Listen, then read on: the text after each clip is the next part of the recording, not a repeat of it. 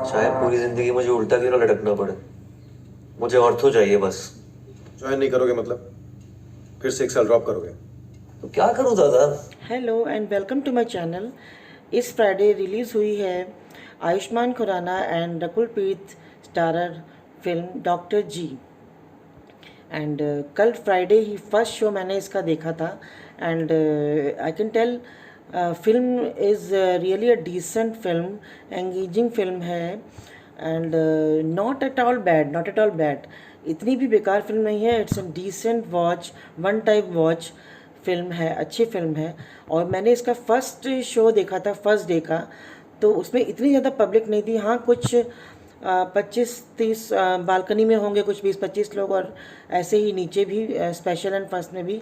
तो क्योंकि first show था और फिल्म को देखते हुए पब्लिक ठीक ठाक थी ही थी। अब फर्स्ट शो के बाद अगर वर्ड ऑफ माउथ अच्छा रहेगा तो फिल्म में आगे और पब्लिक आएगी। काफ़ी लंबे समय के बाद आयुष्मान खुराना की कोई फिल्म आई है, और जैसे कि हम जानते हैं सब लोग कि एक इंडस्ट्री में 3 ही लोग ऐसे हैं, आयुष्मान खुराना एंड राजकुमार राव और अक्षय कुमार, जो कि कुछ ऐसे अनटच सब्जेक्ट्स के ऊपर फिल्म लेकर आते हैं। आयुष्मान खुराना का हमेशा से रहा है कि वो ऐसे ही सेंसिटिव इश्यूज़ पे मूवीज़ बनाते हैं। तो ये भी एक डॉक्टर जी भी एक सेंसिटिव इशू है, अनटच इशू है, जिस ऐसे सब्जेक्ट की फ़िल्म है जिसमें कि पहले कोई फिल्म नहीं बनी है। तो आयुष्मान खुराना भी ऐसी फिल्मों में बहुत अच्छा काम करते हैं। और इस टाइप की जो मूवीज़ होती हैं वो सीरियस सब्जेक्ट्स होता है इनका, लेकिन उसमें जो है ह्यूमर लेके आना, हंसी लेके आना बहुत ही मुश्किल काम है। तो वो जो काम है, जो ये इसकी स्टोरी एंड डायरेक्शन जो है और एक्टर्स की एक्टिंग जो है, लगभग कुल मिला के बहुत अच्छा काम करती है। इतना जो एक सेंसिटिव और सीरियस फिल्म चलती है उसमें जो ह्यूमर निकल के आता है, जैसे कि असली कॉमेडी उसी को कहते हैं हम, जो कि ट्रेजेडी में से कॉमेडी निकलती है। तो जो ट्रेजेडी में से जो कॉमेडी निकलती है वही असली कॉमेडी होती है। तो वो यहाँ पे बहुत अच्छे से वर्क करता है, इसलिए हम कह सकते हैं कि movie is very good and one time watch, अच्छी मूवी है। और स्पेशली जो है फर्स्ट हाफ इंटरवल तक जो है मूवी बहुत अच्छी चलती है, और आपको वहाँ पे बहुत ही ह्यूमर और कॉमेडी निकल के आती है। जैसे कि वहाँ कुछ डायलॉग्स ऐसे हैं बढ़िया, वन लाइनर्स हैं, पंच लाइन्स हैं, और ऐसे ऐसे डायलॉग्स हैं कि आप जहाँ पे सीरियस होती है मूवी वहीं पे कुछ ऐसी सिचुएशंस आ जाती हैं, ऐसे डायलॉग्स आ जाते हैं कि आपको खुद ही हंसी आ जाती है। तो एक जैसे कि सीरियस सब्जेक्ट चल रहा है, मूवी चल रही है, सीरियस है आप, और एकदम अनकंफर्टेबल होकर बैठे हुए, ऐसा नहीं है। बीच बीच में जो है थिएटर में सबके पूरे थिएटर में बहुत ही कम लोग थे, लेकिन तब भी जो है हंसी की आवाज़ें सुनने को मिल रही थी। तो मूवी बहुत सही चलती है, वो जो है कॉमेडी वर्क करती है स्टोरी में। इंटरवल तक मूवी बहुत अच्छी होती है। उसके बाद हम सोचते हैं कि हाँ मूवी में कुछ अच्छा सा आएगा, लेकिन इंटरवल के बाद जो है मूवी का एकदम डाउन चली जाती है मूवी। लेकिन सेकेंड हाफ में इंटरवल के बाद स्टोरी का जो ट्रैक ही बिल्कुल चेंज हो जाता है एकदम से। लेकिन जो है वो वहाँ पे स्टोरी बहुत सीरियस हो जाती है, और जो उसका क्लाइमैक्स है वो इतना अच्छा नहीं है। जब हम मूवी देखते हैं तो हमको मूवी देखते हुए हमें 2 फिल्मों की याद आती है। एक 3 इडियट्स फिल्म आई थी और एक मुन्ना भाई एमबीबीएस, जो कि सब्जेक्ट जो है डॉक्टर से रिलेटेड, तो हमें मुन्ना भाई एमबीबीएस की याद आती है।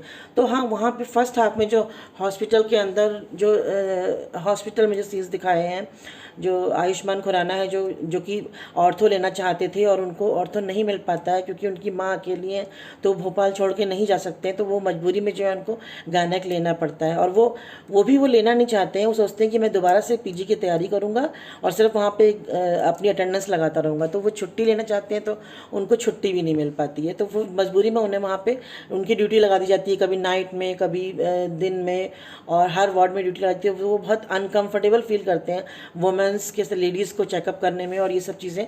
तो वहाँ पे बहुत सी फ़नी सिचुएशंस आती है, जैसे कि हम एमबीबीएस मुन्ना भाई एमबीबीएस में हमने देखा था, जब संजय दत्त जब डॉक्टर बनते थे, जब वो उनको ऑपरेशन करने को कहा जाता है या कुछ चेकअप करने को कहा जाता है, तो वो फेंट हो जाते हैं एक बार देखते ही। तो ऐसा ही यहाँ पे आयुष्मान खुराना के साथ भी होता है कि वो लेडीज़ का चेकअप करने में बहुत अनकंफर्टेबल करते हैं। तो वो जो इस मामले में जो है उनकी एक्टिंग जो है आयुष्मान खुराना की हमेशा से इस टाइप के सब्जेक्ट्स पे बहुत अच्छी रही है। सब बहुत अच्छा कैरेक्टर उनका उभर के आया है और वही स्टोरी में दिखाते हैं कि कैसे वो जो नहीं करना चाहते थे गायनेकोलॉजी में पीजी, तो कैसे कैसे उनका कैरेक्टर इवॉल्व होता जाता है और कैसे कैसे वो सीखते जाते हैं। तो वो यहाँ पे बहुत अच्छी तरीके से दिखाया है। और जो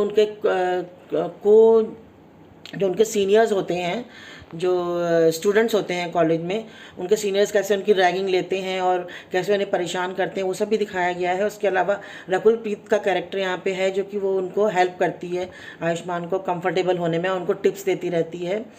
तो उसका यही रोल है यहाँ पे रकुल प्रीत का।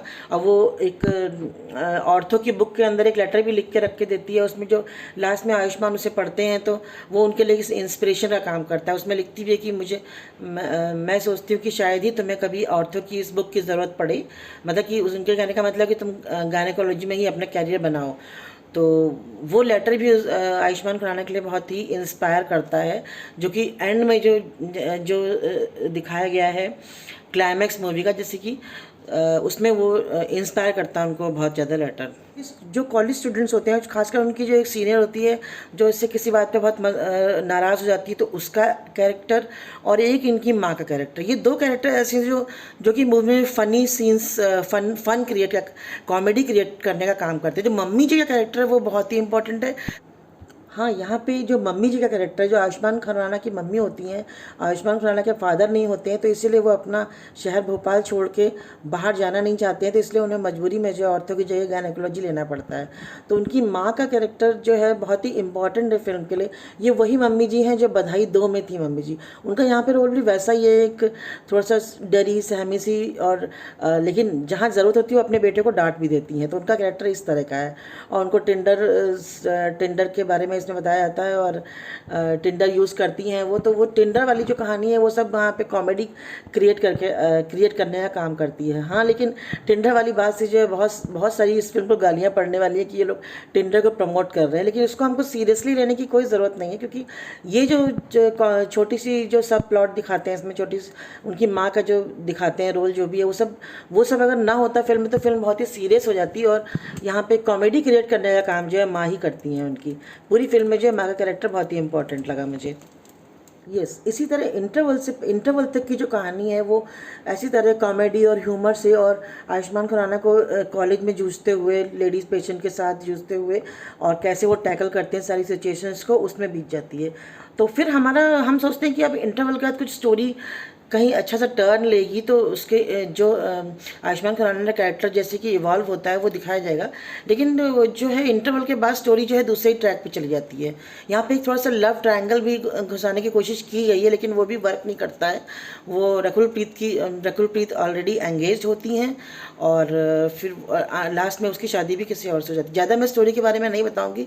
जहाँ पे एक जो स्टोरी का एंगल जो दिखाया गया है क्लाइमैक्स में, वो अभी हम रिवील नहीं करेंगे, नहीं तो फिर ज़्यादा मैं स्टोरी के बारे में नहीं बताना चाहती हूँ।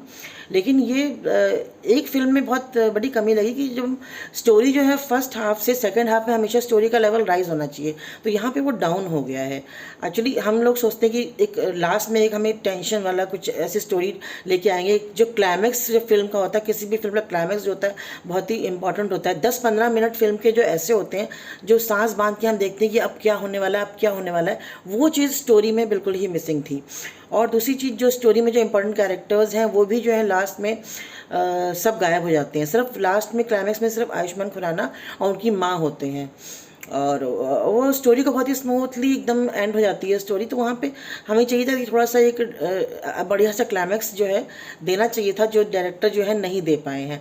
बाकी स्टोरी के जो और जो हीरोइन थी और जो कॉलेज स्टूडेंट्स थे वो सब भी, जैसे कि हम 3 इडियट्स में देखते हैं कि वहाँ पे लास्ट में सारी जो फिल्म की जितने भी कैरेक्टर्स सब मिल के आते हैं और कुछ हेल्प करते हैं। लेकिन यहाँ पर भी आयुष्मान खुराना एक केस से डील तो करते हैं, लेकिन वो सिर्फ उनकी माँ और आयुष्मान खुराना खुद ही अकेले ही डील कर लेते हैं। उसके बाद जो है उनकी जो प्रोफेसर होती हैं वो आती हैं तो वो उनको डांटती हैं और फिर उनके साथ तो जो लास्ट में जो एक टेंशन वाला जो एक स्टोरी क्लाइमेक्स होता है वो ये लोग नहीं क्रिएट कर पाए। मैं भी स्टोरी ज़्यादा नहीं बताऊंगी क्योंकि स्टोरी में ज़्यादा बताने को कुछ है भी नहीं, जितनी स्टोरी है वो भी बता देंगे तो फिर आपको मज़ा नहीं आएगा। लेकिन मैं मूवी देखने गई थी इस एक्सपेक्टेशन के साथ कि जो आयुष्मान खुराना की जो लास्ट फिल्में थी जैसे कि बधाई हो, बाला थी, ड्रीम गर्ल, उस लेवल का जो है ये कॉमेडी ये क्रिएट नहीं कर पाई है फिल्म। लेकिन हाँ, फर्स्ट हाफ तक आप मूवी हल्के फुल्के तरीके से देख सकते हैं। सेकंड हाफ में थोड़ा सा मूवी सीरियस हो जाती है, लेकिन फिर भी आपको ये फिल्म को ज़रूर देखना चाहिए। एक ऐसे सब्जेक्ट पे जिस पे कभी नहीं बनी है फिल्म। और दूसरी चीज़, आप ये नहीं कह पाएंगे कि ये रीमेक है, तो ये रीमेक नहीं है, एक ओरिजिनल बॉलीवुड फिल्म है। तो आप इसको ज़रूर देखिए और आप कमेंट करके ज़रूर बताइए कि आपको फिल्म कैसी लगी। अब आती है बात कहानी की और डायरेक्शन की। तो कहानी एक सिंपल सी कहानी है कि एक जो डॉक्टर है उसको पीजी करना था और उसको ऑर्थो चाहिए था, और वो क्योंकि मेल है तो वो गायनेकोलॉजी उसको मिलता है वो तो वो नहीं लेना चाहता है। उसे लगता है कि ये गायनेकोलॉजी सिर्फ फीमेल्स ही लेती हैं। और स्टोरी ऐसे आगे बढ़ती है कि वो कैसे अनकंफर्टेबल होते हैं और फिर धीरे धीरे कैसे वो उसको समझने लग जाते हैं। लेकिन स्टोरी में बस यही कमी है कि स्टोरी में लास्ट में जो है अच्छे से एक अच्छा सा क्लाइमैक्स नहीं दिया गया है। स्टोरी को लास्ट में एक अच्छे से पॉइंट पे ला के ख़त्म नहीं किया गया। जब स्टोरी लास्ट में एकदम से ख़त्म हो जाती है तो वो स्टोरी में मज़ा नहीं आता है। बाकी यस, म्यूज़िक की बात हम करते हैं तो कुछ दो इसमें दो चार स्लो गोइंग सॉन्ग्स हैं और एक लास्ट में धड़क धड़क जो सॉन्ग आता है वो आखिरी में आता है, जिसमें कि थोड़ा पब्लिक डांस वांस भी करने लग जाती है। इस टाइप का है म्यूज़िक इसका।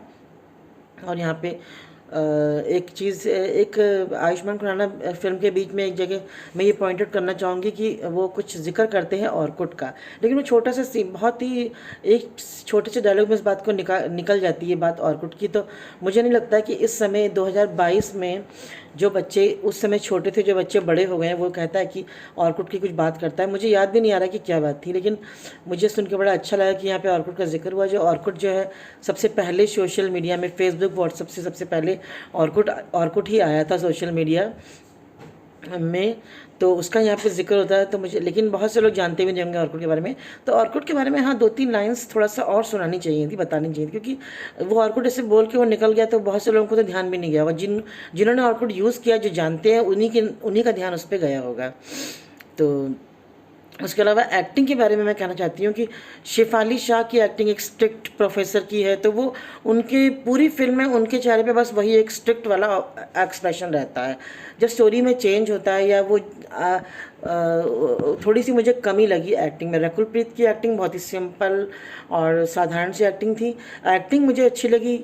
जो मम्मी जी का कैरेक्टर था वो ठीक था, हाँ बहुत ज़्यादा 100% नहीं, लेकिन उनका तो 80-90% उनकी एक्टिंग बढ़िया थी। जो लास्ट में जो वो वैसे तो बहुत डरी सी सहमी समाज से डरने वाली एक महिला दिखती हैं, लेकिन जहाँ अपने बेटे को डांटने की बात आती तो डांटती भी हैं, लेकिन लास्ट में जाके जो वो एक थप्पड़ मारती हैं जो उस कैरेक्टर को, तो वो उनका जो है वहाँ पे भी कैरेक्टर एंड एक्टिंग बहुत अच्छी लगी।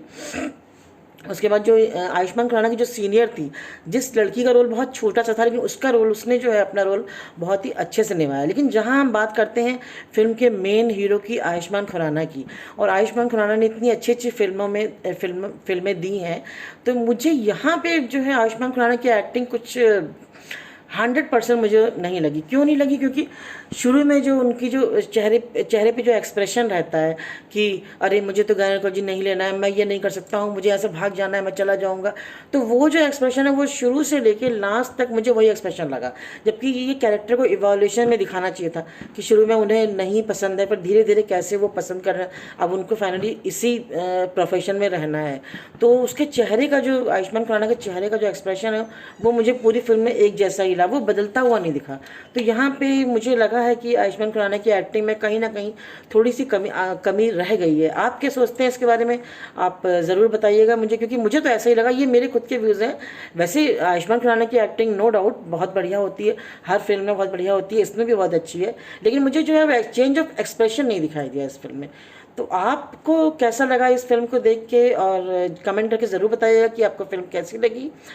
आप इस फिल्म को देखिए, और अगर आपको नहीं देखना चाहते तो फिर 2-3 महीने रुक जाइए, तो किसी ना किसी OTT या टेलीविज़न पे ज़रूर आएगी, तब आप देखिएगा और बताइएगा कि आपको फिल्म कैसी लगी। and thanks for watching, and please like, share and comment and subscribe to my channel. Thank you very much. Thanks for watching. Bye bye.